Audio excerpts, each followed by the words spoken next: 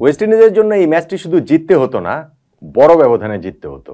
তাদের প্রতিপক্ষ শুধু যুক্তরাষ্ট্র ছিল না, ছিল নেট রান রেটও। অন্তত পক্ষে সাউথ আফ্রিকার চেয়ে নেট রান রেটটা তাদের বাড়িয়ে নিতেই হতো। এক্স্যাক্টলি সেই কাজটাই তারা করেছে।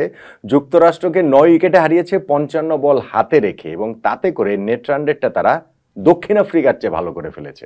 এখন দক্ষিণ আফ্রিকার চেয়ে ভালো করাটা কেন গুরুত্বপূর্ণ? সুপার 8 থেকে সেমিফাইনালে এই গ্রুপ থেকে কোন দুইটা দল যাবে সেইখানটা তার লড়াই কিন্তু ওয়েস্ট ইন্ডিজ, দক্ষিণ আফ্রিকা, ইংল্যান্ড 3 দলের সঙ্গে তুমুলভাবে হচ্ছে। এই মুহূর্তে দক্ষিণ আফ্রিকা এগিয়ে রয়েছে 2 ম্যাচে তারা 4 পয়েন্ট নিয়ে। ওয়েস্ট ইন্ডিজ এই জয়টার মাধ্যমে তাদের 2 পয়েন্ট হলো, এবং সাউথ আফ্রিকার চেয়ে যেহেতু তাদের নেট রান রেটটা ভালো, শেষ ম্যাচে সাউথ আফ্রিকার মুখোমুখি তারা হবে। সেই ম্যাচটাতে জিতলেই ওয়েস্ট ইন্ডিজের সুপার 8 খেলাটা কনফার্ম। কেননা হচ্ছে কি তাদের 4 পয়েন্ট হবে, সাউথ আফ্রিকার চেয়ে নেট রান রেট এখনই ভালো আছে, তখন তো ভালো থাকবেই, ফলে সুপার 8-এ তারা আসলে খেলে ফেলবে। আর ইংল্যান্ড যে এই গ্রুপের অন্য আরেকটা দল রয়েছে, তাদের শেষ ম্যাচ বাকি আছে যুক্তরাষ্ট্রের বিপক্ষেই, তাদের 2 পয়েন্ট আছে, এবং ওই ম্যাচটা জিতে নেট রান রেটটা যদি তারা ওইভাবে বাড়িয়ে নিতে পারে, ওই ম্যাচটা আবার আগে ওয়েস্ট ইন্ডিজ দক্ষিণ আফ্রিকা ম্যাচের আগেই হবে ইংল্যান্ড যুক্তরাষ্ট্র ম্যাচটা। ফলে ইংল্যান্ডের ওইখান থেকে তারা নেট রান রেটটা নিজেদের মতো করে বাড়িয়ে সেমিফাইনাল খেলাটা নিশ্চিত করতে পারে। ওয়েস্ট ইন্ডিজের জন্য যেটা সুখবর সেটা হচ্ছে কি তাদের আর অন্য কারো উপরে নির্ভর করতে হচ্ছে না, তাদের সেমিফাইনালে ডেস্টিনি এখন তাদের হাতেই। সাউথ আফ্রিকাকে হারাতে পারলেই তারা সেমিফাইনাল খেলবে। এখন যুক্তরাষ্ট্রের বিপক্ষে এরকম যে একটা জয়, এরকম একটা বড় জয়, এরকম একটা বিধ্বংসী জয়, যেই যুক্তরাষ্ট্র এই ওয়ার্ল্ড কাপে পাকিস্তানকে হারিয়ে দিয়েছে, যে যুক্তরাষ্ট্র ইনফ্যাক্ট আগের ম্যাচটাতে দক্ষিণ আফ্রিকার সঙ্গেও লড়াই করেছিল একেবারে চোখে চোখ রেখে, তাদের বিপক্ষে ওয়েস্ট ইন্ডিজের এই যে বিস্ফোরক জয়, সেই জয়ে আসলে টার্নিং পয়েন্ট আপনি কোনটাকে বলবেন? একটা বলতে পারেন যে ওয়েস্ট ইন্ডিজ যে শুরুটা মানে তাদেরকে 129 রানে আটকে রেখেছিল যেখানে যুক্তরাষ্ট্রকে, সেইটা একটা বড় ব্যাপার। কারণ হচ্ছে কি তখন রান রেটটা একটা নাগালের মধ্যে ছিল। আপনি চাইলে ইনফ্যাক্ট ওইখান থেকে 129 রান, তো প্রথম 6 ওভারে তারা 48 রান তুলে ফেলেছিল 1 উইকেটে। তখন মনে হচ্ছিল যে যুক্তরাষ্ট্র একটা ভালো স্কোর করবে, অ্যাটলিস্ট 150-60 রান তো করবেই। কিন্তু সেইখান থেকে ওয়েস্ট ইন্ডিজ খুব ভালো একটা কামব্যাক করে পাওয়ার প্লেতে 1 উইকেটে 48 থেকে যুক্তরাষ্ট্র 10th ওভার আসতে আসতেই তারা 4 উইকেটে 65 রানে পরিণত হয়। ওই সময় ওয়েস্ট ইন্ডিজ 3টা উইকেট কিন্তু তুলে ফেলেছে, যেটা ম্যাচের কন্ট্রোলটা তাদের হাতে নিয়ে দিয়েছে। তারপরে হচ্ছে কি আবার যুক্তরাষ্ট্র একটু রিবিল্ড করার চেষ্টা করেছিল। রোস্টন চেজ আবার 1 ওভারে এসে পরপর 2 বলে ওইখানটাতে তিনি কোরে অ্যান্ডারসন এবং হারম্যানপ্রীতকে যখন আউট করে দেন, তখন আর যুক্তরাষ্ট্রের বড় স্কোর করার আশাটা শেষ হয়ে যায়। শেষ পর্যন্ত তারা ওই যে 129 রানে আটকে যায়। এখন ওয়েস্ট ইন্ডিজের সামনে যেটা বললাম, এই রান তারা করে জয় কি, তাদের আসলে দ্রুত জিততে হবে, নেট রান রেটটা বাড়িয়ে নিতে হবে।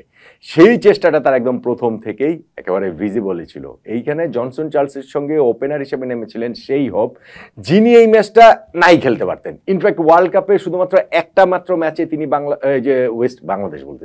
ওয়েস্ট ইন্ডিজের একাদশে ছিলেন, এবং সেইখানটাতেও গত ম্যাচটাতে ওয়েস্ট ইন্ডিজের ওপেনার ব্রেন্ডন কিং ইনজুরির কারণে যখন ছিটকে গেছেন, খেলতে পারছেন না, তখন কিন্তু ওপেনার হিসেবে সেই হোপকে এই ম্যাচটাতে নেওয়া হয়েছে, এবং সেইটাতে তিনি রেসপন্ড করেছেন দুর্দান্তভাবে। যেটা বললাম, জনসন চার্লস এবং হোপের পাওয়ার প্লেতেই তারা তুলে ফেলেছেন 58 রান। 7th ওভারে গিয়ে জনসন চার্লস আউট হলেও ওই সময় নিকোলাস পুরান আসলেন, পুরান আর হোপ এসে বাকি কাজটা শেষ করলেন। ওয়েস্ট ইন্ডিজকে একেবারে জয়টা নিশ্চিত করে দিলেন তারা গিয়ে 11th ওভারে। এবং সেই জায়গাটাতে আপনি যদি দেখেন 9th ওভারের শেষ 3টা বলে হোপ পরপর 3টা ছক্কা মারলেন, আর ওইখান থেকে ইনফ্যাক্ট আপনি যদি ওইখান থেকে হিসাব করে দেখেন যে শেষ 14টা বলে ওয়েস্ট ইন্ডিজ 51 রান তুলেছে, ওই 14টা বলে তারা 60টা ছক্কা মেরেছে। নেট রান রেটটা বাড়িয়ে নেওয়ার জন্য ওই সময় তারা একেবারে মানে তাণ্ডব বইয়ে দিয়েছে।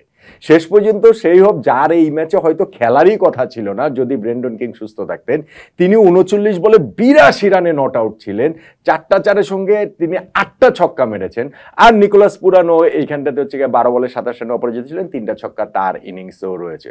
ফলে ওয়েস্ট ইন্ডিজ তাদের কাজটুকু এই ম্যাচের জন্য অন্তত শুধু জয় না, নেট রান রেট বাড়িয়ে নেওয়ার ওই কাজটাও তারা আসলে করতে পেরেছে। এবং সেইখানটাতে আপনি টার্নিং পয়েন্টের হিসাব যদি করেন, তাহলে ওই যেটা বললাম যে ওয়েস্ট ইন্ডিজ যদি এখান থেকে সুপার 8 থেকে সেমিফাইনালে কোয়ালিফাই করে ফাইনালে গিয়ে, সেইটার ক্ষেত্রে শেষ 14 বলকে বলতে পারেন যে শেষ 14 বলে তারা যে 51 রান তুলেছে, 14 বলে 60টা ছক্কা মেরে নেট রান রেটটা যে বাড়িয়ে নিয়েছে। কিন্তু আমাদের হিসাবটা তো আর ওয়েস্ট ইন্ডিজের সেমিফাইনাল খেলার না, এই ম্যাচের ওয়েস্ট ইন্ডিজের এই জয়ের টার্নিং পয়েন্ট আমার কাছে মনে হয় যে ওয়েস্ট ইন্ডিজ ওই যে যুক্তরাষ্ট্রের ব্যাটিং ইনিংসের পাওয়ার প্লের পরে যে একটা কামব্যাক করলো, 1 উইকেটে 48 থেকে তাদেরকে যে 4 উইকেটে 65 রানে পরিণত করে দিল, ওই সময় ওই সেট ব্যাটসম্যান নীতিশ কুমার কিংবা হচ্ছে গিয়ে আদ্রিয়াস গস অথবা হচ্ছে অ্যারন জোন্স, এই তিনজনকে যে পরপর আউট করে দিল, ওইটাই ওয়েস্ট ইন্ডিজকে ম্যাচের পুরো কন্ট্রোলটা এনে দিয়েছে বলে আমার কাছে মনে হয়। ওয়েস্ট ইন্ডিজের এই জয়ে সেইটাই টার্নিং পয়েন্ট। আপনি কি একমত?